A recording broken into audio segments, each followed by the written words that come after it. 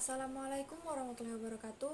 Saya Ayunda Sabila Putri dari Pendidikan Bahasa Inggris semester 3 ingin mempresentasikan tugas filsafat saya pada bagian 2, poin D dan E, yang berjudul Pendidikan Islam dalam Tinjauan Ontologis dan Problematika Pendidikan Islam.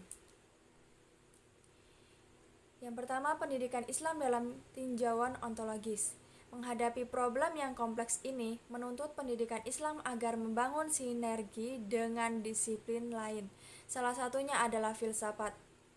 Dengan analisa filsafat, problem-problem yang terdapat dalam pendidikan Islam dapat dikaji secara ilmiah, dan yang menjadi kajian pertama dalam analisa filsafat adalah dimensi ontologisnya. Ontologi mengkaji hakikat yang ada, yang tidak terikat oleh satu perwujudan tertentu. Ia membahas tentang yang ada universal dan berusaha mencari inti yang terkandung dalam setiap kenyataan. Dengan kata lain, ontologi adalah teori tentang ada yang membahas apa yang ingin kita ketahui.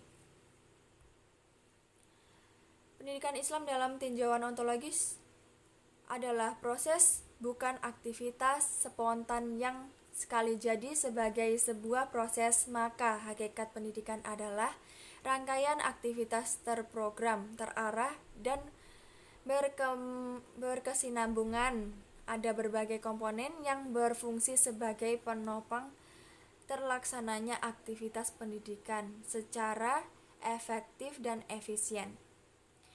Komponen-komponen itu saling berhubungan dan memiliki ketergantungan satu sama lain. Oleh karenanya, dapatlah dikatakan bahwa pendidikan adalah kumpulan aktivitas dalam sebuah sistem.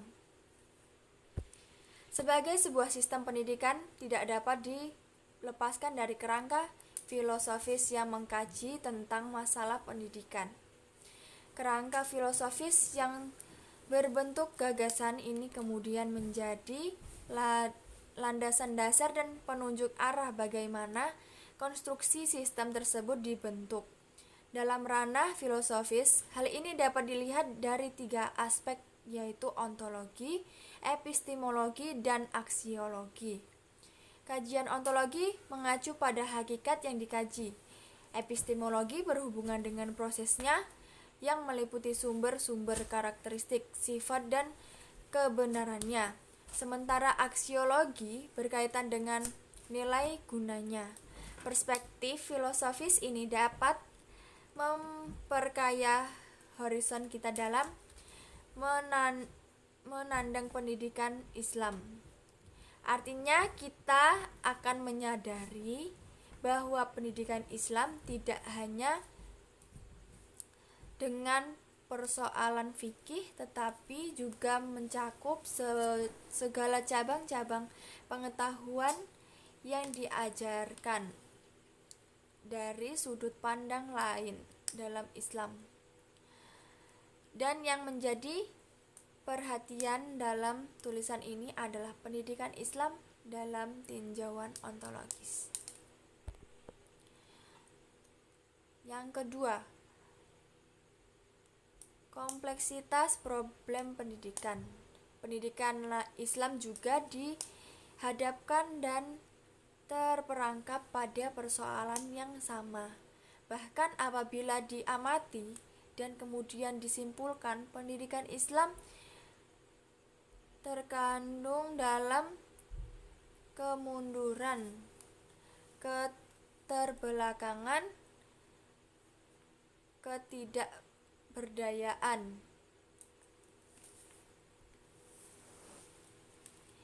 Pengertian pendidikan Islam sendiri, pendidikan adalah proses mempersiapkan masa depan anak didik dalam mencapai tujuan hidup secara efektif dan efisien.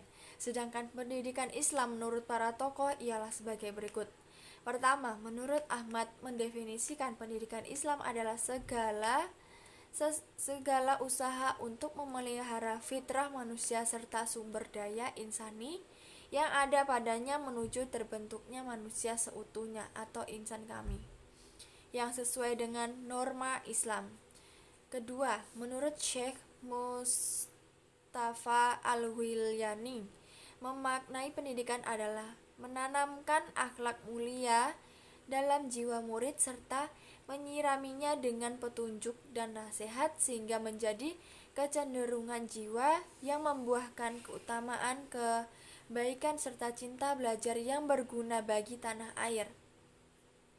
Dalam definisi di atas terlihat jelas bahwa pendidikan Islam itu membimbing anak didik dalam perkembangan dirinya, baik jasmani maupun rohani menuju terbentuknya kepribadian yang utama pada anak didik nantinya yang didasarkan pada hukum-hukum Islam.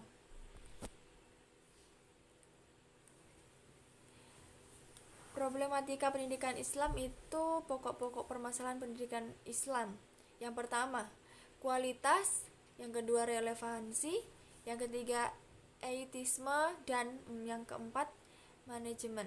Keempat masalah di atas merupakan masalah besar, mendasar, dan multidimensional sehingga sulit dicari ujung pangkal pecahnya pada Tilar 1991. Permasalahan ini terjadi pada pendidikan secara umum di Indonesia, termasuk pendidikan Islam yang dinilai justru lebih besar problematikanya. Faktor-faktor yang mempengaruhi timbulnya masalah pendidikan Islam ada dua. Yang pertama, faktor internal dan eksternal.